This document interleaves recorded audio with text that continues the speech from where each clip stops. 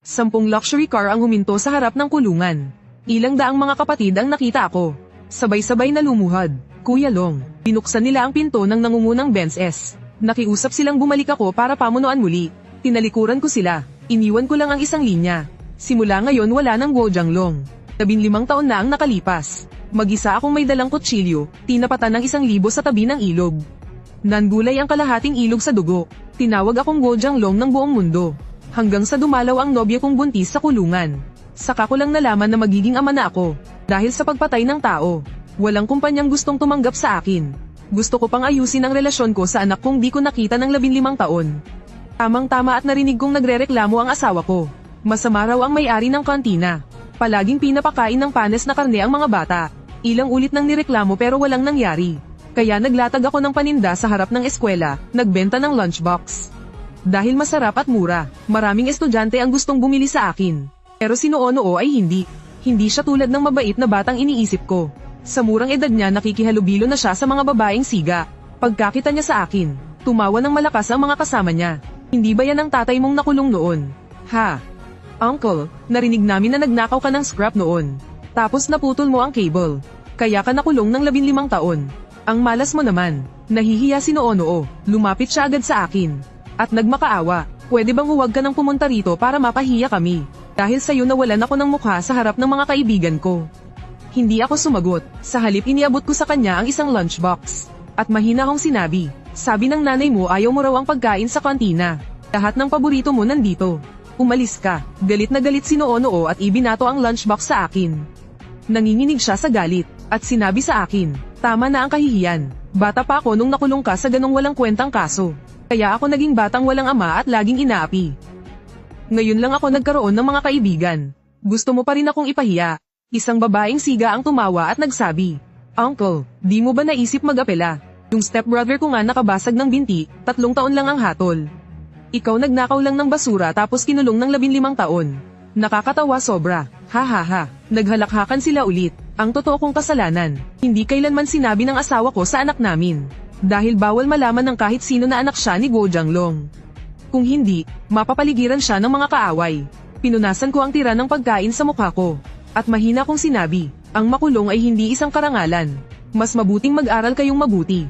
Iniabot ko ulit ang isa pang lunchbox kay Noo. Galit na galit siyang sumagot. Ang may tatay na duwag na katulad mo ang pinaka nakakahiya. Sa oras na iyon, dumating ang may-ari ng kantina kasama ang grupo niya. Nagmadali silang lumapit sa akin. Kinuha niya ang lunchbox at ibinagsak sa lupa. Itinutok ang daliri sa ilong ko at pasigan na nagmura. Nangaagaw ka ng kita sa kantina ko ha. Di ba sinabi ko na sayo, kapag naglako ka ulit dito ng lunchbox, papatayin talaga kita. Yumuko ako para pulutin ang mga nalaglag na lunchbox. Pasensya na, aalis na ako agad. Sinipa ako ng may-ari ng kantina. Di ba sinabi ko na sayo ng 2 beses? Noo, tingnan mo ang tatay mo, binubugbog. Tinitigan ako ni Noo ng mariin. At pinipigilan ng galit. Alam kong umaasa siyang lalaban ako. Pero hindi na ako pwedeng makipag-away. Taos puso akong nagsabi sa may-ari ng kantina. Boss, pareho lang tayo ng presyo, 15 yuan kada set. Hindi naman mas mura ang sa akin. Paanong inaagawan kita ng kita? Gusto lang ng mga bata ng mas masarap na pagkain. Umisi siya ng malamig. Ibig mong sabihin masama ang luto ko sa kantina. Tingnan natin kung gaano kasarap ang pagkain mo. Ang pinuno ng grupo ay isang malaking lalaki. Nang marinig ang sinabi ng boss, hinablat agad ang mesa ko. At pinatumba sa lupa. Nagkalat sa lupa ang mga pagkaing dala ko. Lahat tumapon sa katawan ko. Lumuhad ang boss at hinablat ang buhok ko. Galit na galit siyang nagsabi, hayop ka. Kahit sinumbong na ako ng higit 10 magulang, di pa rin ako natanggal. Ikaw ngayon ang gustong iba sa akin. Alam mo ba kung ilang tao sa ilalim ang kilala ko? Boss, kung ayaw mo sa pwesto ko rito, lilipat na lang ako palayo. Ang kahinaan ko'y ikinagalit ni Noo. Sumigaw siya sa akin habang nanggigigil. Duwag, napakawalang kwenta mo. Pagkasigaw niya ng ganoon, agad tinakpan ng kaibigan niyang pula ang bibig niya. At gaya ng inaasahan, masamang sinulyapan siya ng may-ari ng kantina. At malamig na nagsalita, akala mo ganun lang kadaling umalis. Pag-usapan muna natin ang bayad sa danyos. Narinig kong nakakabenta ka raw ng 300 box araw-araw. Ibig sabihin, ninakawan mo ako ng 300 customer kada araw. 15 yuan kada isa, 4,500 sa isang araw. Naglako ka ng 10 araw. Kabuang 45,000, bayaran mo agad. Napahinto ako, boss hindi ba yan pananakot? Ngumisi siya ng malamig, at bumaling sa malaking lalaki. Ang dami kong nalugi dahil sa kanya. Tapos ayaw pa niyang magbayad. Anong gagawin natin? Yumuko ang lalaki. Pumulot ng ginisang green pepper with pork. Mas marami pa ang karne kaysa sili. Ganito ka magnegosyo. Hindi ka ba natatakot sa karma? Pagkasabi niya, binugbog niya ako. Ang mga estudyante sa paligid ay nanunood. At lahat sila'y naiinis. Ikaw na nga ang sakim, ayaw mo pa ng kakumpetensya. Pero ang tindero ay sobrang duwag. Kung ako ang ginanito, matagal na akong lumaban. Oo nga, ang duwag laging inaapi. Pilay akong umupo, pinunasan ang sili sa mukha ko. Pagdilat ko nakita ko agad si Noo-Noo na puno ng pagkadismaya. Ngayon sinasaktan ka na ng iba. Hindi ka pa rin gumaganti. Ganun ba? Pinipin na sinabi ng may-ari ng kantina kay Noo-Noo. Bata, wala kang pakialam dito. Kung magsasalita ka pa, maniwala ka pa titigilin kitang pumasok sa eskwela. Boss, wag. Mabilis kong hinawakan ang braso ng may-ari ng kantina. Boss, aalis na ako ngayon din. Bayad pinsala ba? Hindi ko kayang bayaran ng buo. Pwede mo bang sabihin sa akin ang tubo mo? Babawiin ko ang tubo mo. Biglang tumigas ang mukha ng may-ari ng kantina. Lumapit siya sa tenga ko. Akala mo ba tanga ako? Sa tingin mo sasabihin ko ang tubo ko. Gusto ko pa bang magnegosyo? Pagkasabi nito, hindi pa rin siya nakontento. Itinaas niya ang kamay at malakas akong sinampal ng 2 beses. Nakita ni Noo-Noo na muli akong nasampal. Galit siyang sumigaw. Gumanti ka naman. Hanggang kailan ka pa magpapahiya? Matagal nang sawang-sawang ang may-ari ng kantina kay Noo-Noo. Minipin niya itong tinuro, at sinabi sa malaking lalaki sa tabi niya. Hilahin mo rito ang bastos na batang iyan. Lumingon ang malaking lalaki at naglakad papunta kay Noo-Noo. Natakot ang babaeng may pulang buhok at agad lumayo.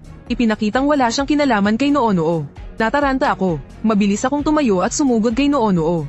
Ngunit hinablat ng may-ari ng kantina ang damit ko. Nakapolo lang talaga ako.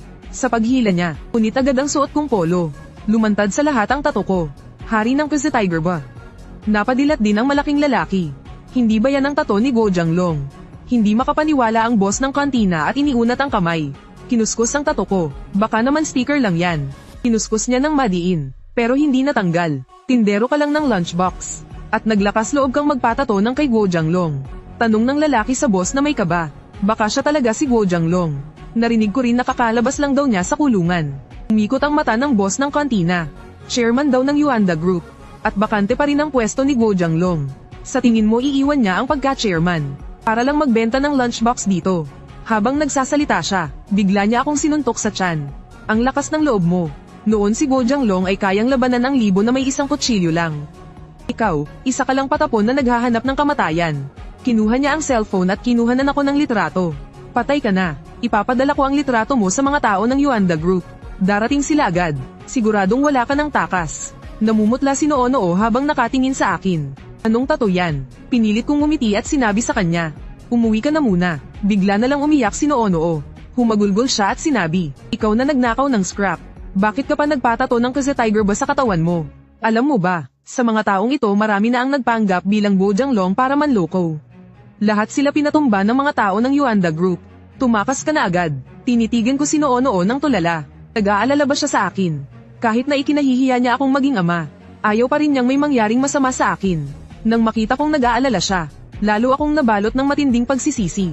Hinablat ako ng may-ari ng kantina. Huwag kang mag-isip na tatakas ka. Ang totoo gusto lang kitang turuan ng leksyon. Pero ikaw itong parang sawang-sawa na sa buhay. Biglang tumunog ang cellphone niya.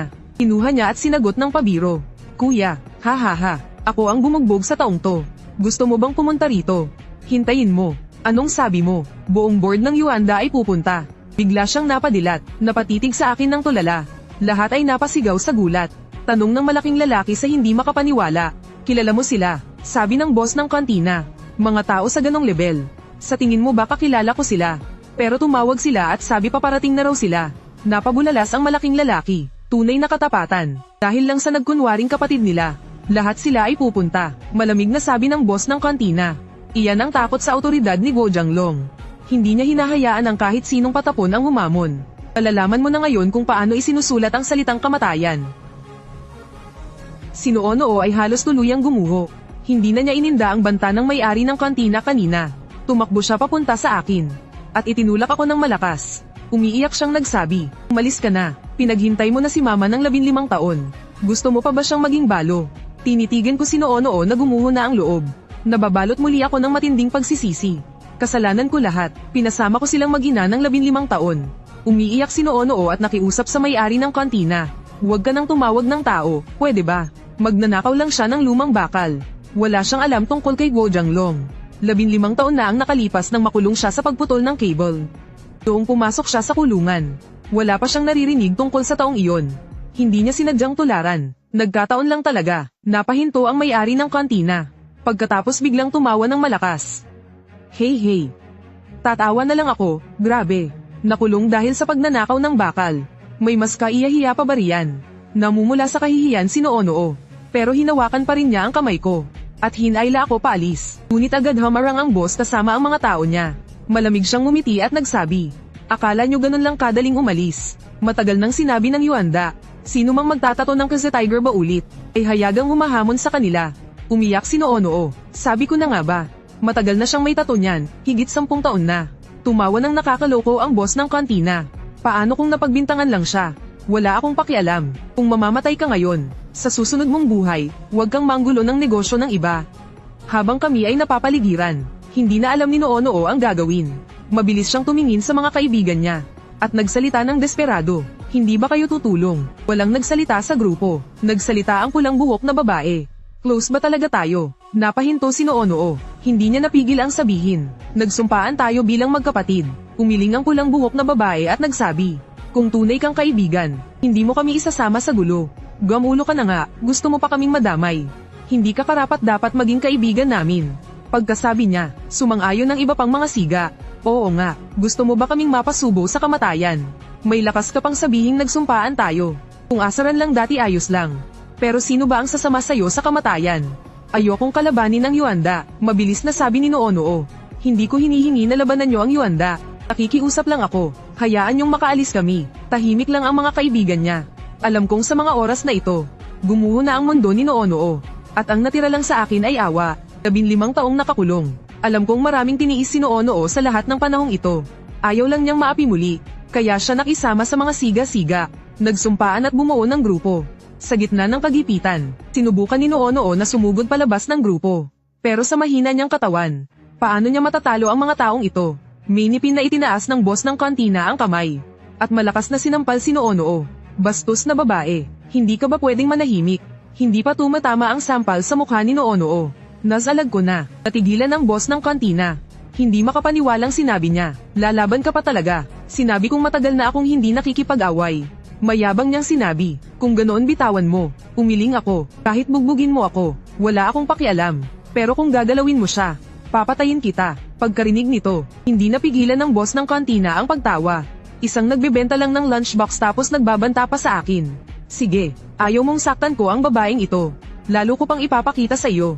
Kahit hawak ko ang kamay niya, bigla niyang sinipa si Noo-Noo gamit ang kabilang paa. Ngunit mas mabilis ako. Sa sandaling itinaas niya ang paa. Sinipa ko ang isa pa niyang paa. Nawalan siya agad ng balanse. At bumagsak ng malakas sa lupa. Napahiya ang boss ng kantina. Tumayo siyang galit at sinigawan ako. Pipiliin kita ngayon din. Babaliin ko ang kamay at paa mo. Pagkatapos ipapasakita sa Yuanda. Pagkasabi pa lang ng mga salita, sumugod ang maskuladong lalaki kasama ang mga tauhan.